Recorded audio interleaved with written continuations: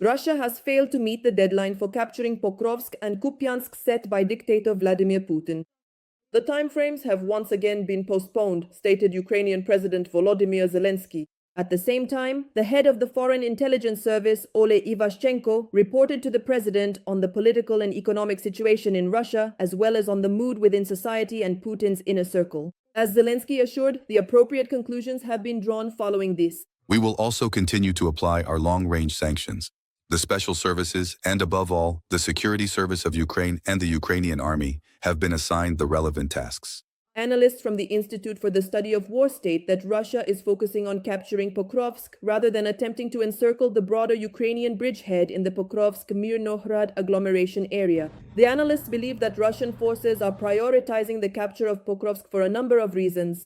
It is possible that the Russian Federation plans to leverage the informational impact that the capture of the city would generate, or hopes that taking Pokrovsk will facilitate subsequent efforts to close the pocket. On November 15th, the defense forces destroyed the road connecting the villages of Deva and Pokrovsk. In this way, the Ukrainian military disrupted the enemy's logistics. The Russians will no longer be able to use this route to advance toward Pokrovsk with light vehicles. The partisan movement Atesh reports fighting near Pokrovsk. The situation in Mirnohrad is exacerbating the internal crisis among Russian troops operating in this direction.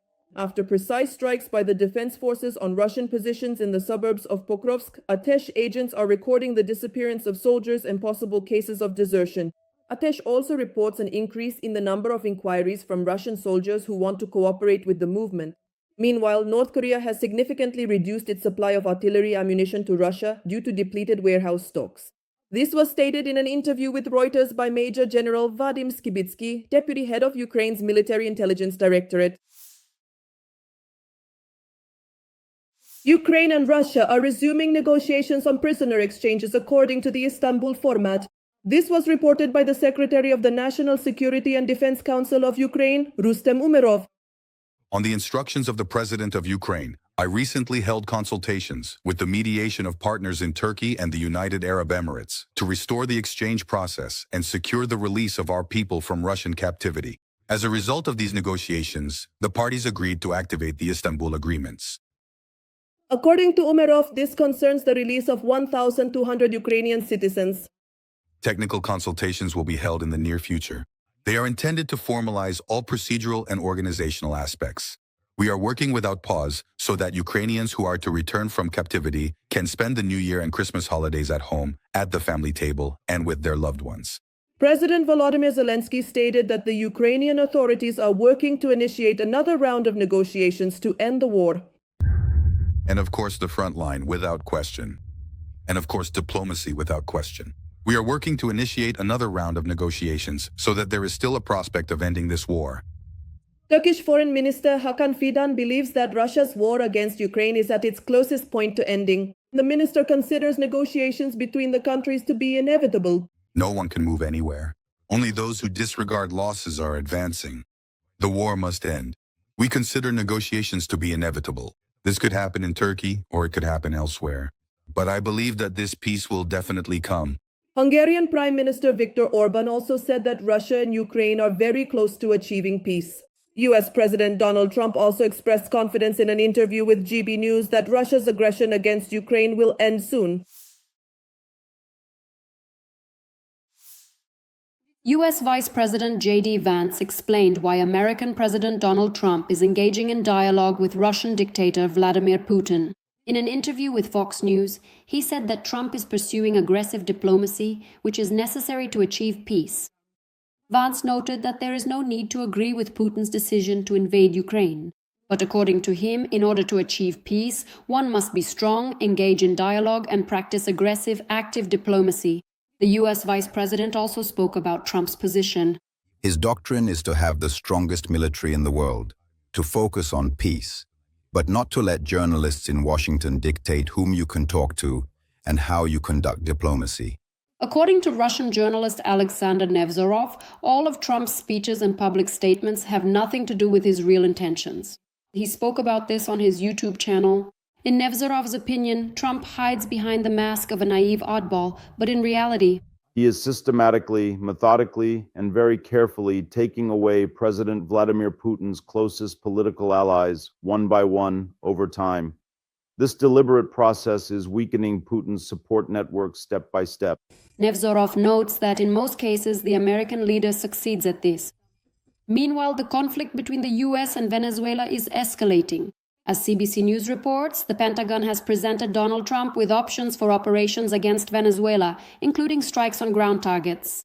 And the head of the US Department of Defense, Pete Hegseth, announced that the United States of America is launching an operation called Southern Spear, aimed against drug cartels in the Western Hemisphere. According to CNN, some members of the Trump administration admit that the US actions are aimed at removing Venezuelan President Nicolás Maduro. In Slovakia, school students protested against statements made by the country's Prime Minister Robert Fico about the war in Ukraine. According to media reports, the incident took place during a meeting between the Slovak Prime Minister and high school students in Poprad. Specifically, Fico stated that the European Union would allocate 140 billion euros, in his words, to continue the war in Ukraine. He said in effect that Ukraine does not need help and should not be given aid. His words outraged the high school students, to which the politician responded, quote, "If you are such heroes and support the war so much, then go there." After that, the students began jingling their keys and then stood up and left the hall altogether. One of the students took down the Ukrainian flag. This situation was commented on by political analyst and Ukrainian Armed Forces serviceman Kirilo Sazonov. He notes that the mood of Slovak society differs from the position of Fico, who supports the Russian dictator Vladimir Putin. They are raising money, helping Ukraine. He grimaces, complains, and accuses the opposition of scheming. In particular, his cynical statement that support for Ukraine should be stopped sparked a wave of outrage among students. But Fico escalated the conflict even further. Fico, as a person, in my opinion, is not very smart. Instead of immediately correcting something, explaining, or inviting discussion, he said, "And if someone disagrees, then go there, go to Ukraine and fight." Sazonov notes that neither Fico nor his associates expected such a reaction from the students. According to the political analyst, this is a complete disgrace for the Slovak Prime Minister. It should be noted that this is not the first such incident. At the beginning of November, Fico was supposed to speak at one of the schools in Poprad, but the students drew a heart in the colors of the Ukrainian flag, as a result of which one of the students was questioned by the police. Fico's speech was cancelled then. US President Donald Trump stated that during his recent medical examination, the doctors praised his test results, highlighting their positive nature, but could not answer any of the follow-up questions about those results. While speaking with the press, Trump also mentioned that the doctors gave him an MRI scan. I had an MRI. The doctor said these were the best results he had ever seen. A journalist tried to clarify, was it an MRI of the heart or the brain? To this, the American leader replied, I have absolutely no idea what they were checking. But regardless of what they examined, they did it excellently.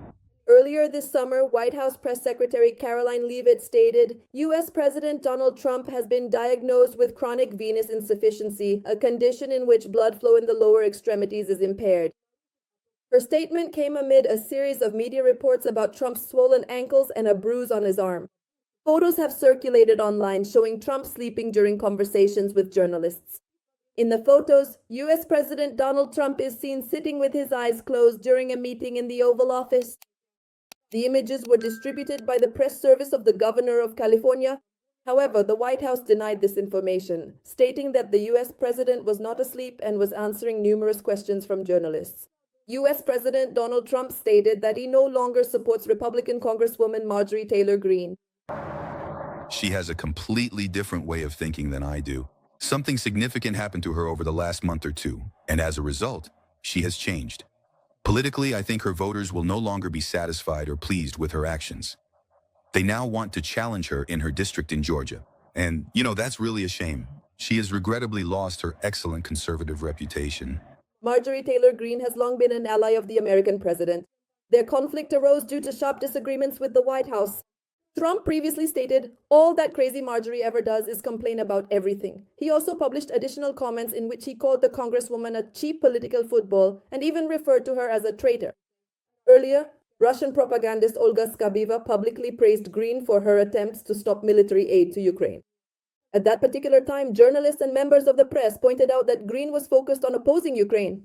and this earned her points from the Kremlin. Russia is focusing on capturing Pokrovsk rather than attempting to encircle the broader Ukrainian bridgehead in the Pokrovsk-Mirnorad agglomeration area. This opinion was expressed by analysts from the Institute for the Study of War. The analysts believe that Russian forces are prioritizing the capture of Pokrovsk for a number of reasons. It is possible that the Russian Federation plans to leverage the informational impact that capturing the city would generate, or hopes that taking Pokrovsk will facilitate subsequent efforts to close the pocket. At the same time, Ukrainian counterattacks on the northern flank of the pocket and the presence of Ukrainian troops in Pokrovsk are hindering the advance of Russian forces and their ability to close the pocket. The General Staff of the Armed Forces of Ukraine reported that Ukrainian units have been withdrawn from the settlement of Novovasilivske in the Zaporizhzhia region to more advantageous defensive positions. The monitoring project Deep State notes that Russian occupiers launched an assault on Novopavlivka in the Dnipropetrovsk region. The invaders took advantage of the weather conditions, specifically the fog. There, the Russians set up a pontoon crossing between Yalta and Dakhne and transported about 10 pieces of equipment across. Unfortunately, they were detected too late, so the enemy managed to disperse their landing force in the central and southern parts of the village, with the troops scattering into shelters. Meanwhile, the commander-in-chief of the Ukrainian armed forces, Oleksandr Syrsky, stated that in the Pokrovsk and Ocheretine directions, Russian troops are trying to break into residential neighborhoods. However, Ukrainian soldiers are inflicting significant losses and containing the enemy's advance. On November 15th, the defense forces destroyed the road connecting Selidov and Pokrovsk. In this way, Ukrainian forces disrupted the enemy's logistics. The Russians will no longer be able to use this route to advance toward Pokrovsk with light vehicles. On the night of November 16th, units of the Ukrainian Defense Forces struck the facilities of the Novokuybishevsk oil refinery in Russia's Samara region. The strike on the refinery was confirmed by the General Staff of the Armed Forces of Ukraine. According to the agency, the plant processes about 9 million tons of oil annually. The enterprise produces more than 20 types of commercial products. In particular, the Novokuybishevsk refinery supplies the Russian occupation army with top-grade fuel for jet engines. The strike on the refinery was carried out by the UAV units of the Ukrainian armed forces. Explosions and a fire were reported in the target area. The extent of the damage is being clarified. In addition, a UAV storage base belonging to the Rubicon unit and a fuel and lubricants pumping station in the temporarily occupied territory of Donetsk region were hit. Meanwhile, the results of the massive attack on Novorossiysk on November 14th have become known. According to satellite images, drones from the Special Operations Center Alpha of the Security Service of Ukraine destroyed 4 S-400 surface-to-air missile system launchers. As reported by the Telegram channel Operative AFU, citing a source in the SPU, they were located on the grounds of the Kuban Red Banner Regiment's military unit. In addition, 2 enemy radars were hit. In total, approximately 12 S-400 Triumph air defense missile system launchers were stationed on the grounds of the military unit. There is a high probability that they were also damaged as a result of the attack. On the evening of November 15th, loud explosions rocked Volgograd. As is known, there is an oil refinery located in the city. The governor of the Volgograd region, Andrei Bocharov, reported on repelling the drone attack. According to him, 3 people were injured. The temporarily occupied Crimea was also attacked. According to the Telegram channel Crimean Wind, explosions were heard near Sevastopol, in the area of the Saki airfield in Novofedorivka and in Simferopol. Earlier, it became known that after a Ukrainian drone attack, the Saratov oil refinery on the Volga stopped its primary oil processing. This was reported by Reuters, citing sources. It is noted that the facility may remain out of operation until the end of the month. The successful strikes on the Saratov oil refinery were carried out by Ukrainian forces on November 11th. According to the publication, sources reported that the strikes may have damaged the plant's only primary processing unit. Its nominal daily capacity is about 20,000 metric tons, or 147,000 barrels of oil. The General Staff of the Armed Forces of Ukraine also clarified the results of the strike on the Ryazan oil refinery on November 15th. According to the agency, 2 oil processing units, a petroleum product storage tank, and a pipeline trestle were damaged at the facility.